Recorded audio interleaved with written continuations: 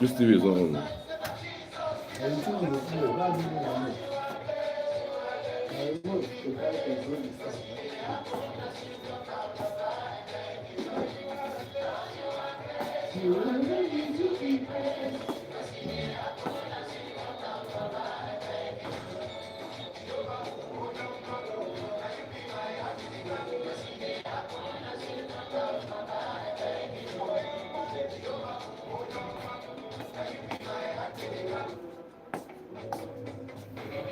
Okay.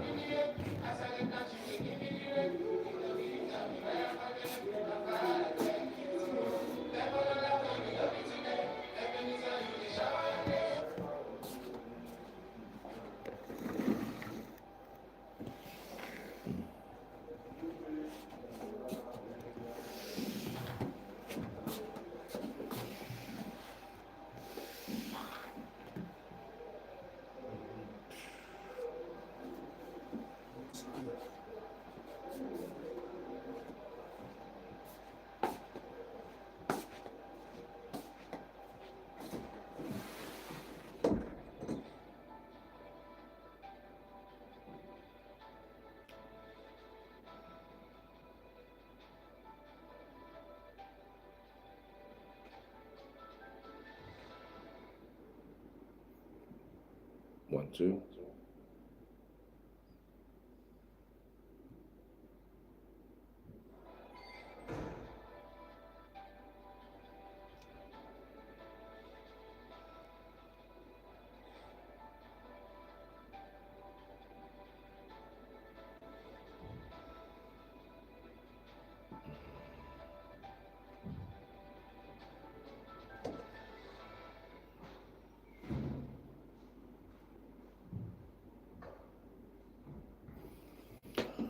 Welcome to Global News on Signature Television. I'm Charles Pius. In the headlines, Reps squeeze CBN Governor Cardoso over high inflation, floating of Naira. Soludo faults idea of absolute autonomy for local government in Nigeria. Pro Wike, River State House of Assembly Speaker declares 4 members vacant. Avail Abfubara another opportunity to present budget. U.S. raised concerns with Israel over bombing campaign in Beirut, State Department says, and Ukrainian police says it detains men with missing personal military data at concert in Kyiv. Details in a moment.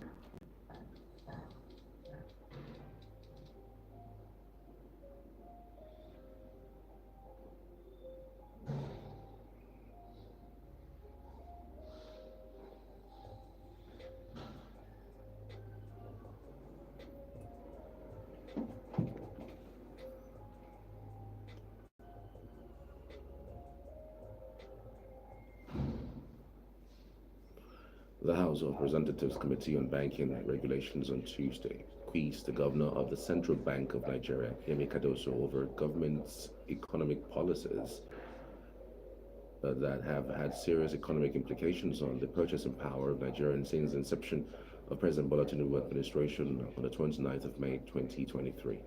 These economic policies include subsidy removal on premium motor spirits, popularly known as fuel in Nigeria, and floating of the naira against the dollar. Chairman of the committee, Honorable Mohammed El Rafai, and other members of the committee were seriously worried over the negative impact these policies have had on the living conditions of Nigerians. The naira has depreciated to around 1,500 naira today.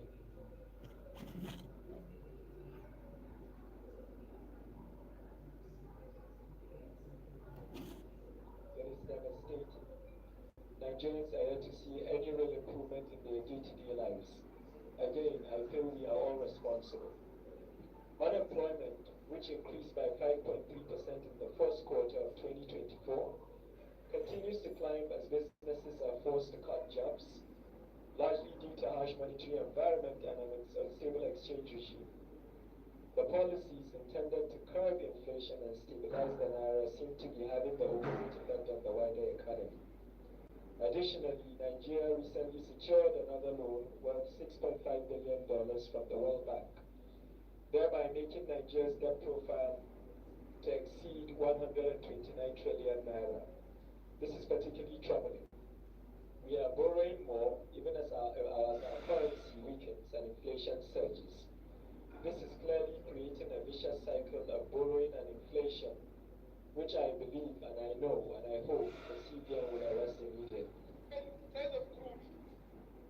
coming down internationally. In our case, price of refined products is going up. And this is because even though we said we are selling the goods in Naira, we are still following the price index of Platts, the price index, which price are really advised in dollars. So, my question is, how do we bring down the price of, now that crude is sold in Naira, when are we going to see a decrease in the price of PMS and diesel? Thank you. Why is it that our Naira is falling day by day? This issue of foreign reserve, forex, what have you, I told you initially that they won't understand it. But in a simple term, why is it that our Naira is falling day by day? And why is it that if maybe yesterday I bought a rice of 50,000, when I go to market to know the price will increase, Mr. Farmer.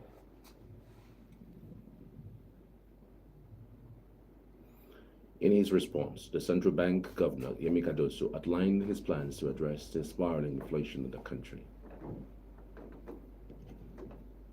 That in spite of the challenges confronting our economy, there are clear reasons for optimism. The gradual moderation in inflation, foreign exchange stability, ongoing banking sector recapitalization, and other positive trends in key sectors indicate a path towards macroeconomic growth and stability. We remain committed to stay vigilant and adaptable amidst ongoing global and domestic. This guy is not a serious person. This guy is not serious. The bank. You are reading from what you are reading from paper. How did you know the questions that we're going to ask you? So you are not answered any of those questions. That means you don't even know what you're doing. Exchange rate stability God. conducive for sustainable economic growth. As we navigate towards the end of 2024, we urge continued cooperation from all stakeholders, including government agencies, the private sector, and the entire citizenry. What is he saying? It is only through collective efforts and sustained commitment that we can overcome our challenges.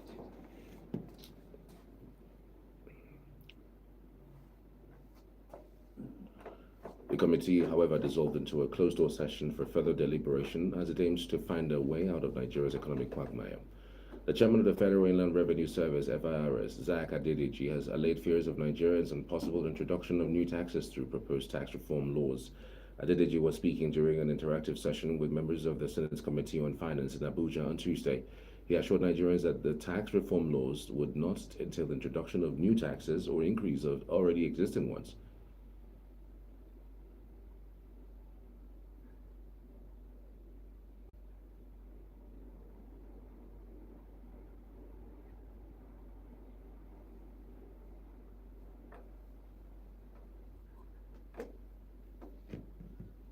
Taxes that will be paid, reduced the compliance cost by businesses, and also increase the simplicity and efficiency of tax administration in Nigeria. So the intention of Mr. President is to harmonize all the tax laws that we have and rates that we have, so that at the end of the day, Nigeria will be more competitive, and then we will reduce the burden of tax, whether on the city. In his remarks, the chairman of the committee, Senator Sani Musa, who stated that the purpose of the interactive session was to be updated by the FIRS boss on what the tax reform bills aimed at, commended the FIR's boss for meeting up with revenue targets set in the fiscal year and urged him to do more.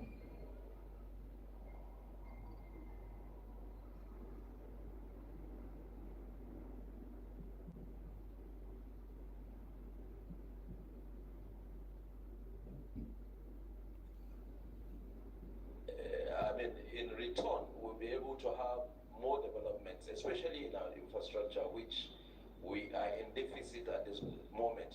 I must also commend FIRS first when the chairman was given the chance to speak. He said they were able to meet up the target we have given. As a committee, when we set a target, it's not just enough. If you are going to add, I mean, do more, we expect, don't just stop at the target.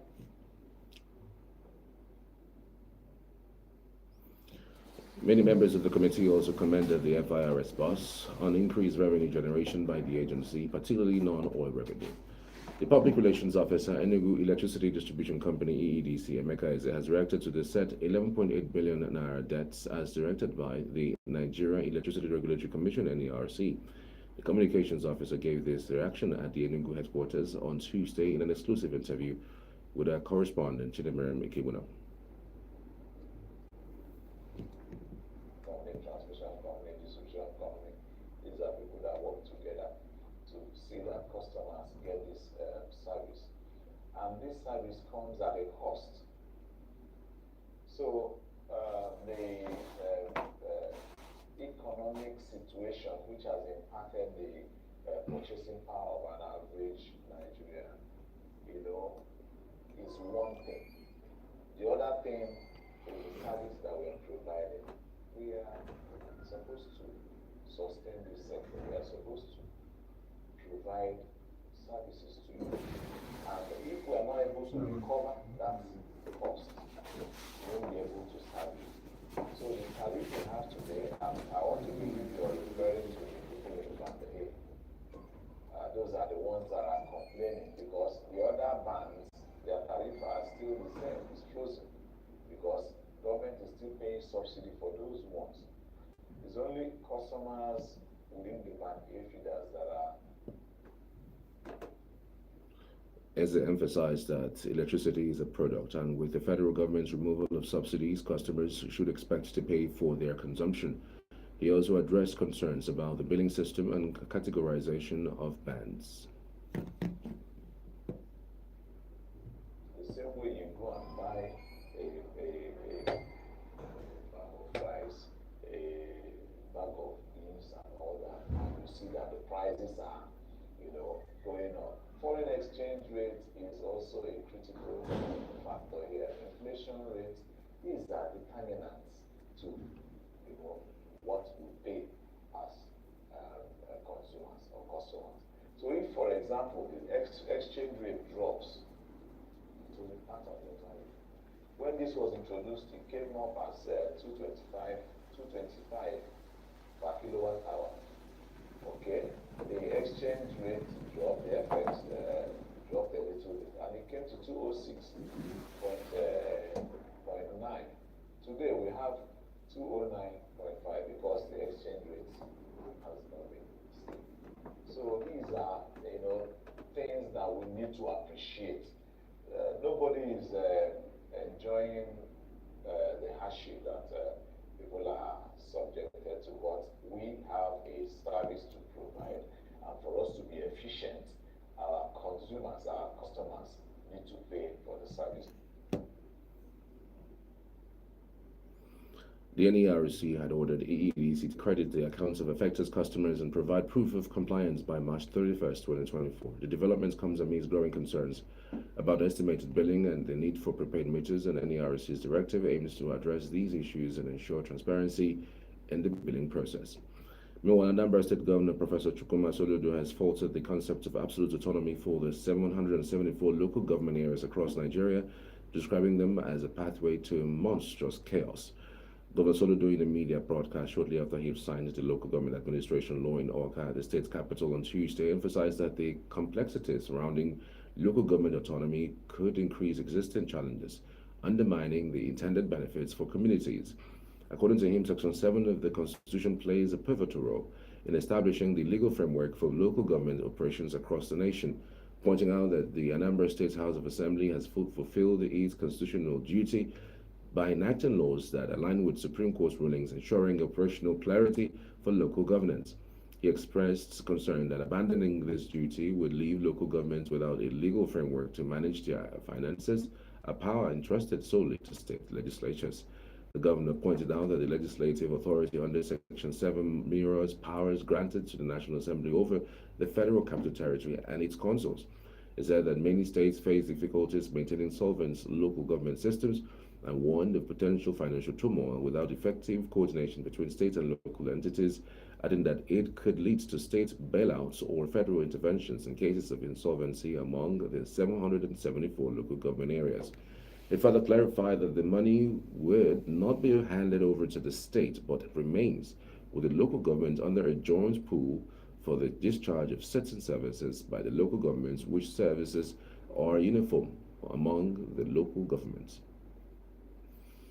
Meanwhile, the Martin Zamewole-led Speaker of the Rivers State House of Assembly factions has declared the seat of Edison Ehie, the now Chief of Staff to the Rivers State Governor, and three others vacant. The action was taken against the members for allegedly being absent from plenary for a period of 152 days against the Constitution of the Federal Republic of Nigeria.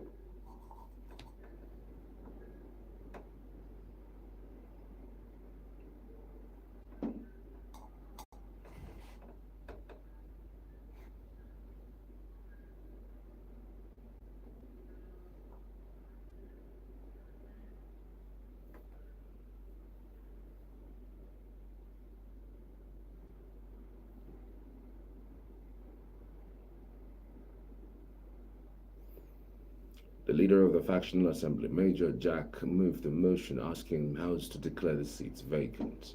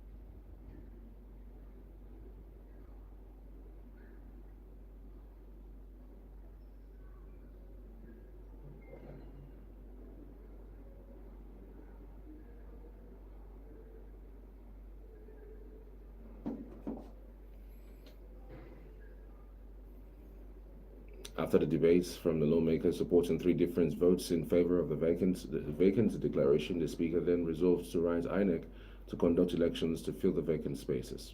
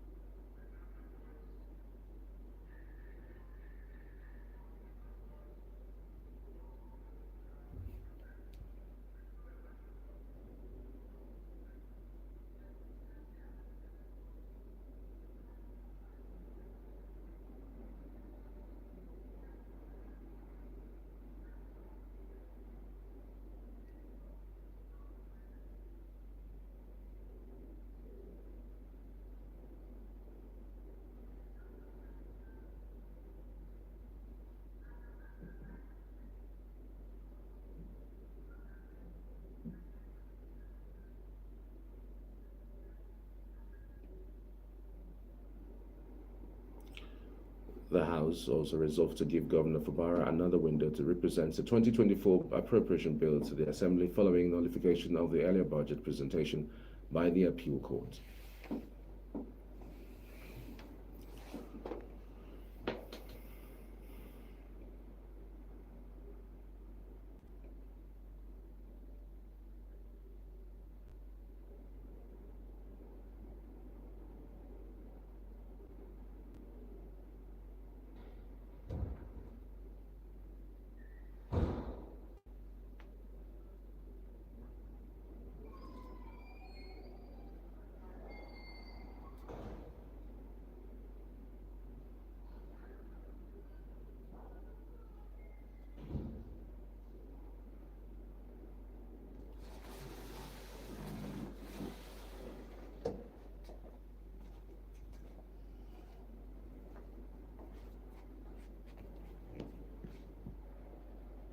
And of course, Section 109, subsection 1E and F, that the seats of these 4 members have been declared vacant.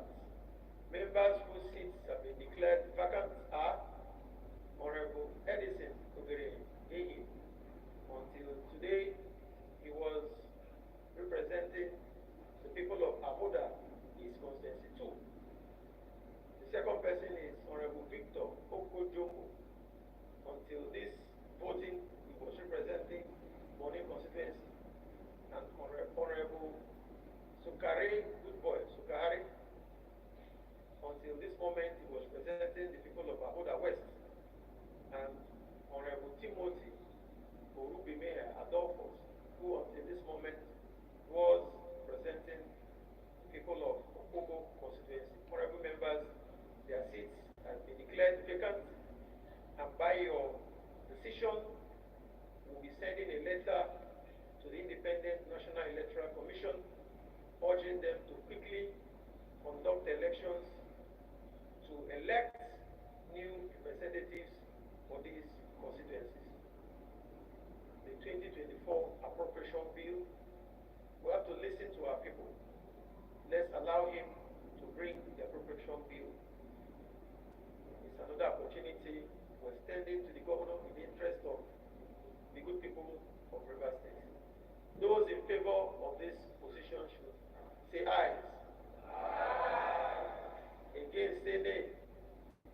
Board members who have therefore agreed that we will allow the governor of Rivers State, His Excellency Simlayo Fubara, to present the 2024 appropriation bill to the 10th Rivers State House of Assembly. The federal government on Tuesday announced plans to incorporate hand hygiene into Nigeria's national response and long-term development strategies. The Minister of Water Resources and Sanitation, Professor Joseph Youssef, said this during the 2024 Global Hand Washing Day event in Abuja with the theme, "Why are clean hands still important?" Youssef, who was represented by the ministry's Permanent Secretary, Richard Filangwa, noted the government's commitment to embedding hand-washing practices into national resilience plans and called on institutional actors to support efforts to scale up hand hygiene initiatives across communities. The minister emphasized the importance of multifaceted approach, including public campaigns, accessible hygiene facilities, regular monitoring, and behavior reinforcement. He stressed that hand-washing facilities should be made available in all households, schools, healthcare facilities, workplaces, and public spaces, and must be accessible to people with disabilities to ensure equitable access. He reaffirmed the federal government's commitment to advance the water sanitation and hygiene wash sector in Nigeria and pledged to collaborate with stakeholders on the hand hygiene for all roadmap. Dr. Edwin Isotuete, representing the World Health Organization (WHO), highlighted efforts to combat the cholera outbreak in Lagos, including the installation of hand-washing stations and the donation of hygiene materials to 10 healthcare facilities. He also noted that WHO is implementing sanitation safety plans in 5 states, underscoring the importance of protecting healthcare workers before responding to emergencies. The chairman, Nigeria Union of Journalists, NUJ, Enugu State Council, Comrade Samu Dekwe, has condemned in strong terms the attack on urban radio station Enugu by men alleged to be officials of Economic and Financial Crimes Commission, EFCC. It was alleged that EFCC arrested the presenter on live program, thereby disrupting transmission.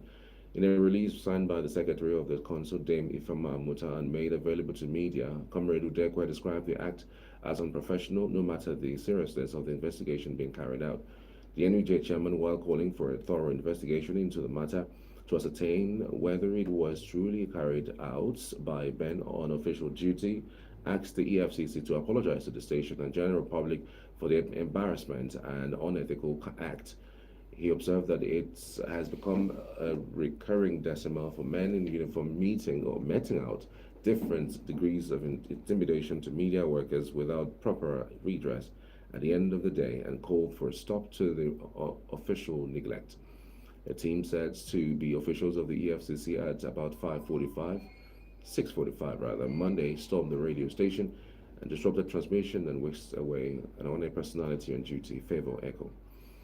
The Sculptural Arts and Museum at the Institute of Management and Technology, IMT Enugu, has been unveiled. Correspondent Gunne Walo has the details.